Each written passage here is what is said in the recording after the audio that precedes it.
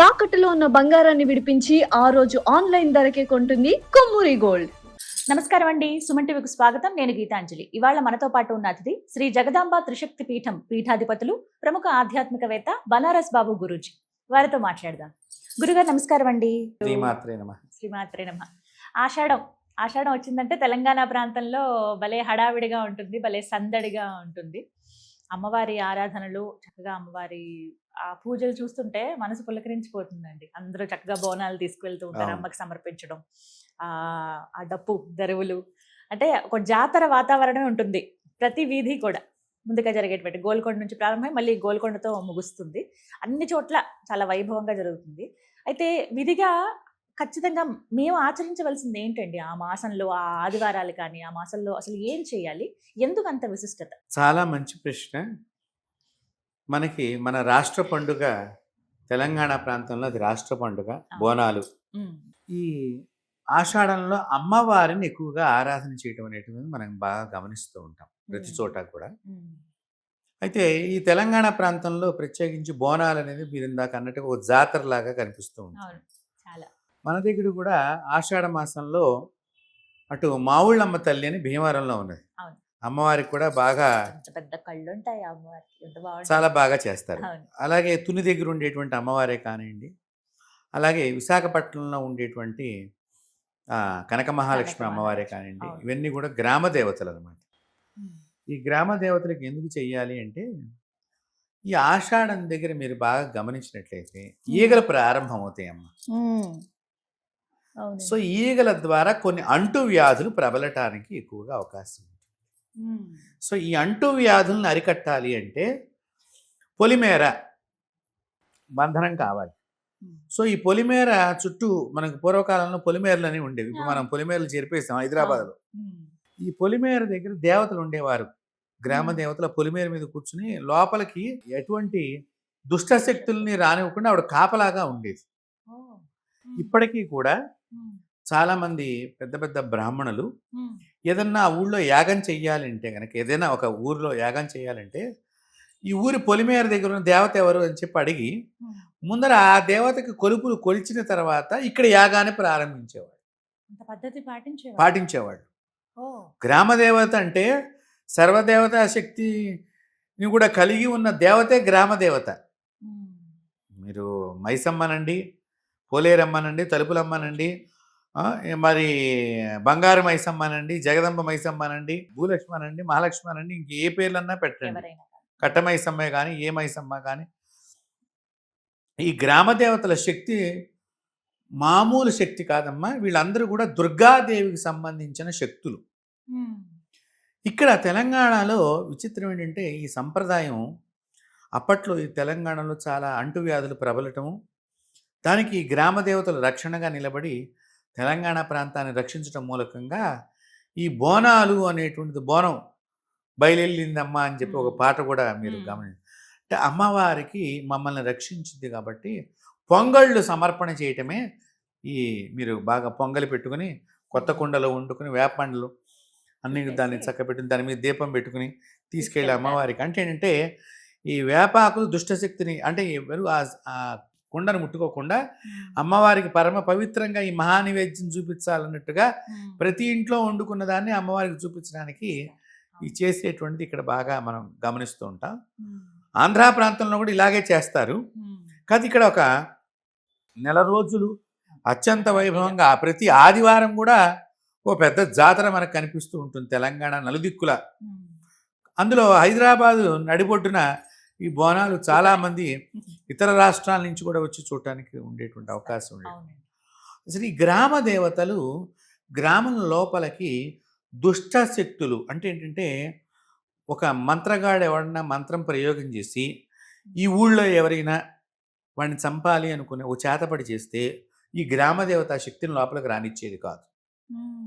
అంత గొప్పది ఈ మైసమ్మ దేవతలే కానివ్వండి, ఎల్లమ్మ తల్లని, రేణుకా తల్లినండి, ఏ తల్లి, ప్రతి అమ్మ కూడా అంత గొప్పది. అయితే ఈ గ్రామ దేవతలు, అందుకనే పూర్వీకులు ఎప్పుడూ కూడా ఈ గ్రామ దేవతలను మర్చిపోయేవాడు కాదు. అంతేకాకుండా ఆంధ్రాలో ఒక సంప్రదాయం ఉందమ్మా.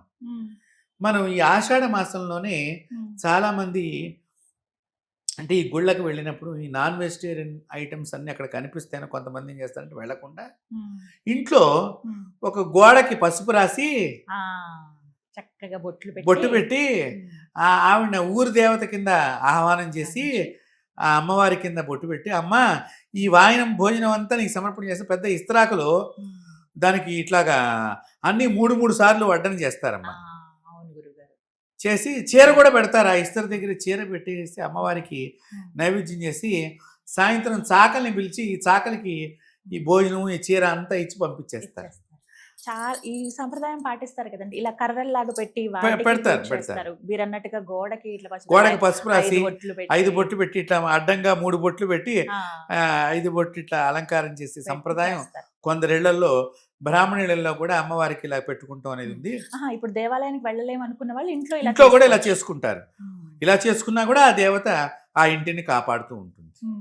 కాబట్టి ఆషాఢం అనగానే నేను చెప్పాను ఇందాక, ఈగల ద్వారా కొన్ని అంటు వ్యాధులు. ఇక్కడ యముడు యొక్క ద్రంష్ట్ర అంటే పన్ను బయటికి వచ్చేటువంటి సమయం ఇది. సో మరణాల రేటు ఎక్కువ ఉండటానికి అవకాశం ఉండేటువంటి సమయం. అంటే రోగాల ద్వారా కానీ, ప్రకృతి కొంచెం బీభత్సంగా ఉండటం కానివ్వండి, వర్షాలు వచ్చి తుఫాన్లు రావటం కానివ్వండి, లేకపోతే కొండ చర్యలు విరిగి పడిపోవటం కానివ్వండి, కొంచెం ఈ ఆషాఢ మాసానికి దగ్గర నుంచి ఇవన్నీ జరుగుతూ ఉంటాయి. సో ఈ దోషాలన్నింటినీ రూపుమాపి దేవత అనుగ్రహానికి, ప్రమాదాల బారిన పడకుండా ఉండటానికి ఋషులు అందించిన ఏ గ్రామానికి ఆ గ్రామ దేవతని పెట్టి ఈ గ్రామాన్ని నువ్వు రక్షించాలని ఒక దేవత చేతిలో పెట్టారు. ఆ గ్రామాన్ని లోపల మీరు వెంకటేశ్వర స్వామి గుడి ఉందనుకోండి, ఆ గ్రామంలో వెంకటేశ్వర స్వామికి బ్రహ్మోత్సవాలు చేస్తే ఈ గ్రామ దేవతకి కొబ్బరికాయ కొట్టి బట్టలు పెట్టిన తర్వాత ఆయన బ్రహ్మోత్సవం చేసేవారు. అలాగే ఈశ్వరుడు దేవాలయం ఉందనుకోండి, ఆ ఈశ్వరుడు కళ్యాణం చేసేటప్పుడు ఈ గ్రామ దేవతకి బట్టలు పెట్టి ఆ ఈశ్వరుడు కళ్యాణం చేసేవాడు. దసరా నవరాత్రులు అమ్మవారి గుడి ఉందనుకోండి, ఈ అమ్మవారికి బట్టలు పెట్టి అక్కడ అమ్మవారికి ఉత్సవం చేసేవారు. అలాగే పల్లెటూళ్ళల్లోనమ్మా పెళ్లి జరిగిందనుకోండి, గ్రామదేవతకి కొత్తగా దంపతులను తీసుకొచ్చి మేళంతో తీసుకొచ్చి నడుచుకుంటూ కూడా తీసుకొచ్చి అమ్మవారికి కొలుపులు కొలిపించి రాట్నాలమ్మ తల్లి, ఇవన్నీ మీకు ఆంధ్రాలో కొన్ని పేర్లు. అట్లాగే తమిళనాడు వైపు కడితే మారియమ్మ, కరిమారియమ్మ, ఇవన్నీ కూడా తమిళనాడు ప్రాంతంలో దేవతలు. ఇక్కడికి వచ్చేసరికి మైసమ్మ, రేణుకాయలమ్మ, తలుపులమ్మ, ఇట్లా రకరకాల నల్లపోచమ్మ, ఇవన్నీ కూడా మనకు కనిపిస్తుంది. ఇవన్నీ కూడా దుర్గాదేవికి సంబంధించిన 108 శక్తులు. ఈ 108 శక్తులకి ఒకడే ఒక సోదరుడు, అతని పేరే పోతురాజు. సో ఇక్కడ అందుకుని తెలంగాణలో ఈ పోతురాజు వేషాలు వేసుకుని కూడా చాలా మంది అక్కడ మీరు ఇందాక అన్నట్టుగా ఓ పెళ్లి వాతావరణం లాగా మంచి వైభవంగా జాతరలాగా చక్కగా అనేక మంది వంశపారంపర్యంగా తెలంగాణలో చేసేవాళ్ళు ఉన్నారు. అంటే ఎక్కడ స్త్రీ దేవత ఆరాధన చేస్తే అక్కడ సౌఖ్యం ఉండును అని చెప్పడం జరిగింది. స్త్రీ అంటే ఏంటి? తల్లి. ఇప్పుడు బిడ్డ గురించి తల్లి తాపత్రయపడుతూ ఉంటుంది కదమ్మా. గర్భంలో ఉన్నప్పటి నుంచి ఆవిడ మరణించేదాకా, అమ్మ మరణించేదాకా నా పిల్లాడి పాపం తెలియదురా. ఆ వచ్చిన కోడలకు కూడా మా అబ్బాయికి ఏం తెలియదమ్మా, నువ్వే జాగ్రత్తగా నాకు అంటే ఏంటి చూడండి, అక్కడ తల్లి కోడల కంటే కొడుకు వయసు పెద్దది, కానీ మా అబ్బాయికి ఏం తెలియదు, ఏదన్నా అన్న ఏం పట్టించుకోమాకమ్మ అంటే బిడ్డ మీద మమకారం. అట్లాగే ఈ గ్రామంలో ఉండే వాళ్ళందరినీ నేను రక్షించాలి అనేటువంటి మహంకాళి అమ్మవారు కానివ్వండి, మనకి ఉజ్జయిని మహంకాళి అమ్మవారు బోనాలు చేస్తారు. ఇలాంటివన్నీ కూడా ఈ దేవతలు ఆ ప్రాంతాన్ని పరిరక్షించేటువంటి దేవతలు, సర్వ ప్రమాదాల నుంచి రక్షించేటువంటి దేవతలు వీళ్ళు. ఈ అమ్మవార్లకి మనం ఎంత బాగా చేస్తామో మనకి ఆ అమ్మవారి అనుగ్రహం చేత ఈ గ్రామ దేవతలను పూజ చేయటంలో చాలా గొప్ప అర్థం చేయటం మూలకంగా అమ్మ మీ ఇలవేల్పు మీకు తొందరగా కనిపిస్తాడు. అవునా అండి?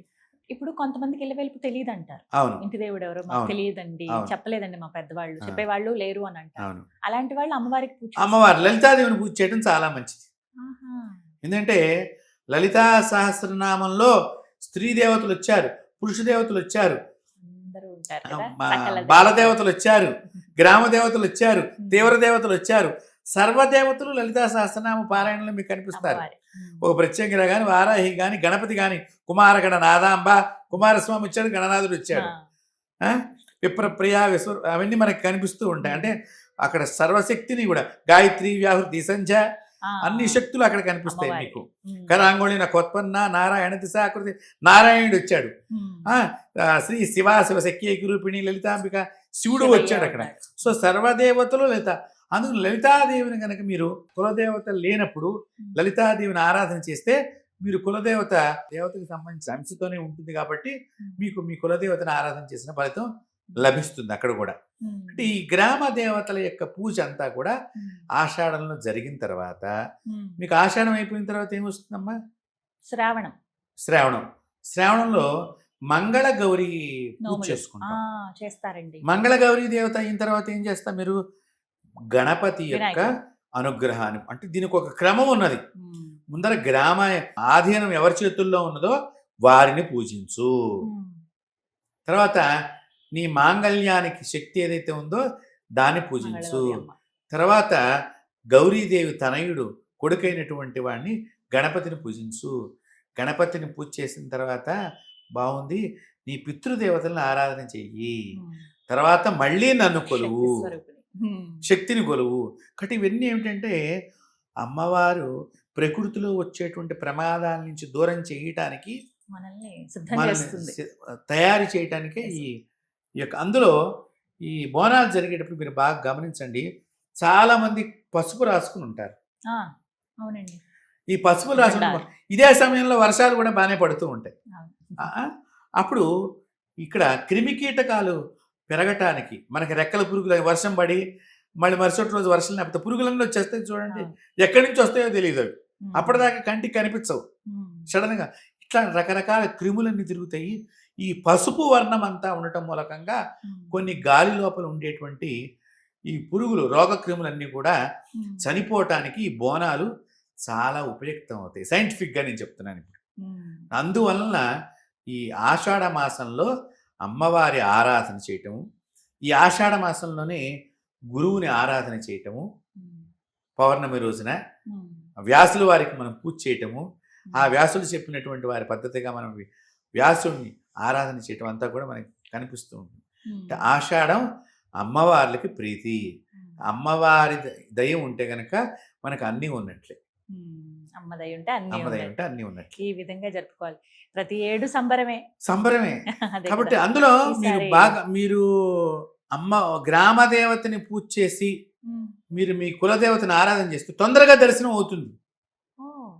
అలా కూడా గ్రామ దేవత వెళ్ళి చెబుతుంది, నాకు వాయనం ఇచ్చాడు, నువ్వు వాడి దోషాన్ని పోగొట్టని చెప్పి ఆవిడ పర్మిషన్ ఇస్తుంది. ఇలాంటివి చాలా సంఘటనలు చాలా ఉన్నాయి. నేను ఒకనొక సందర్భంలో ఒంగోలు ప్రాంతానికి వెళ్ళానమ్మా. ఇప్పుడు మనకు ఉజ్జయిని మహంకాళి అని చెప్పి మనం సికింద్రాబాద్ అమ్మవారికి మంచి ఉత్సవాలు చేస్తాం, బోనాల ఉత్సవాలు. అలాగే ఉజ్జయిని నుంచేటమ్మా ఆ కాళికాదేవి ఎడ్ల బండి మీద ఆ ఒంగోలు ప్రాంతంలో ఒక పల్లెటూరుకు వచ్చేసింది. పల్లెటూరుకు వచ్చిన తర్వాత ఆవిడ ఆ ఎడ్ల బండి చక్రం ఏదో విరిగిపోయేసరికి అక్కడ ఉండిపోవాల్సి వచ్చింది అమ్మవారు. ఆవిడకు ఒక గుడి కట్టారు అక్కడ. అసలు చూడండి గ్రామదేవత ఇవన్నీ కూడా. అయితే ప్రతి సంవత్సరం వాళ్ళు కొలుపులు కొలుస్తున్నారట అమ్మవారికి. ఈ అమ్మవారికి ఒక కత్తితోనే కొయ్యాలమ్మ ఎప్పుడు కూడా. ఆ కొత్తికి పూజ చేసి వాళ్ళు ఏదైనా బలి ఇచ్చేవాళ్ళు. అయితే ఆ కత్తి ఏమిట ఈ కోసేవాడు అమ్మవారి దేవస్థానం లోపలికి వెళ్ళి ఆ కత్తి మర్చిపోయి బయటకు వచ్చేసాడు, తలుపులు వేసేసాడు దగ్గరికి. అయితే ఆ రోజు రాత్రిట ఆ అమ్మవారు వీడి కత్తి మర్చిపోయి చెప్పి మళ్ళీ వెనక్కి వచ్చింది. ఆ రోజు రాత్రి తన గ్రామంలో ఉండి ఇంకా మిగతా దేవతలు చెల్లెళ్ళు ఉంటారు, వాళ్ళందరినీ పిలిచి భోజనం పెడుతుంది అమ్మ. ఈ కత్తి తీసుకుందాం అనుకుని వెళ్ళినటువంటి ఈ పెద్ద ఆయన వెళ్ళి తలుపులు తీసేసరికి ఎవర్రా అందుట అమ్మవారు. అమ్మ నేనమ్మా నీకు ఇచ్చామంటే కత్తి బయటికి ఇట్లా ఇసిరేసింది అమ్మ అమ్మవారు. ఇసిరేసి ఈ సంఘటన నువ్వు ఎవరికైనా చెప్పావంటే నీ తలకాయ పగిలి ఆ రోజునే చచ్చిపోతావని చెప్పింది అమ్మవారు. అయితే వాడు అప్పటి నుంచి అమ్మో మన అమ్మవారు చాలా పవర్ఫుల్ అని ఎవరికి చెప్పాలో ఎవరికి చెప్పకూడదు, లోపల టెన్షన్ ఉండలేక. పడుతూ వాడు మాత్రం అత్యంత భక్తిగా ప్రతి సంవత్సరం అమ్మవారికి ఇంకా నిష్టగా చేస్తున్నట్ట. ఇక వాడి వయసు వచ్చి చచ్చిపోయే టైంలో ఇది చెప్పి చచ్చిపోవాలి అని చెప్పి అనుకున్నట్టమ్మ. అనుకుని పిలిచి ఊళ్ళో పెద్ద మనుషులందరినీ పిలిచి మన ఊళ్ళో ఉన్న గ్రామ దేవతగా మనం కొలుస్తున్నటువంటి ఉజ్జయిని మహంకాళి అమ్మవారు మామూలు మహంకాళి అమ్మవారు కాదు, నాకు కనిపించింది, ఇలా కత్తిసిరేసింది అనగానే ఈ తలకాయ టక టక టక టక టక పగిలి చచ్చిపోయాడు. సరే, గ్రామ దేవతలు అంత శక్తివంతులు. అమ్మో. మహంకాళి అంటే ఇప్పుడు ఇక్కడికి వచ్చిన మహంకాళి, మన సికింద్రాబాద్ మహంకాళి అమ్మవారు కూడా ఉజ్జయిని నుంచి వచ్చినటువంటి దేవత. సాక్షాత్గా అమ్మవారే ఆవిడే అక్కడి నుంచి ప్రయాణం చేసుకుంటూ, అలాగే మనకు తుల్జాపూర్ వెళ్ళేటప్పుడు కూడా తుల్జా భవాని అంటాం కదా, ఆ భవాని కూడా ఉజ్జయిని శక్తి. ఆవిడ వెడుతూ షోలాపూర్ దగ్గర ఆవిడకి ఆయాసం అనిపించి ఒక చోట ఆగిపోయింది. ఆవిడ పేరు వృద్ధకాళి అంటారు. షోలాపూర్కి గ్రామ దేవత ఆవిడే. ఆవిడని రూపా భవాని అని కూడా అంటారు అక్కడ. కాబట్టి ఇలాగ గ్రామ దేవతలంతా కూడా రకరకాలుగా కాపాడుతూ ఉంటారు. ఆ గ్రామ దేవతలకి ఉత్సవాన్ని జరిపేది ఈ ఆషాఢంలో. అమ్మవారికి పసుపులు రాసి పెద్ద పెద్దగా కుంకుమ బొట్లు పెట్టి నిమ్మకాయల దండలు, కొబ్బరికాయలు కొట్టడం, కుష్మాండాన్ని బలి ఇవ్వటం, ఇక వారి ఆచారాల్లో వారి జంతు బలులు కొంతమంది ఇచ్చేటువంటి సంప్రదాయం వారికి ఉన్నది కాబట్టి వారు ఇచ్చుకుంటారు. దాని గురించి మనం ఎక్కువగా మాట్లాడటం కంటే ఇలాంటివన్నీ కూడా అంటే ఏంటంటే ఆ దేవతకు ఉత్సవం చేస్తే లోపలికి చెడు జరగదు, రక్షింపబడుతుంది, ఈ రాష్ట్రం రక్షించబడుతుంది, ఈ దేశం రక్షింపబడుతుంది, ప్రతి భక్తుడు కూడా రక్షింపబడుతుంది. అది ఆషాఢంలో అమ్మవారి ఉత్సవం అంటే అది. చాలా చక్కగా చెప్పారు. సందేహాలన్నీ కూడా నివృత్తి అయిపోయాయి, ఎలా చేసుకోవాలో కూడా అర్థమైంది. ధన్యవాదాలండి. శ్రీమాత్రే నమః.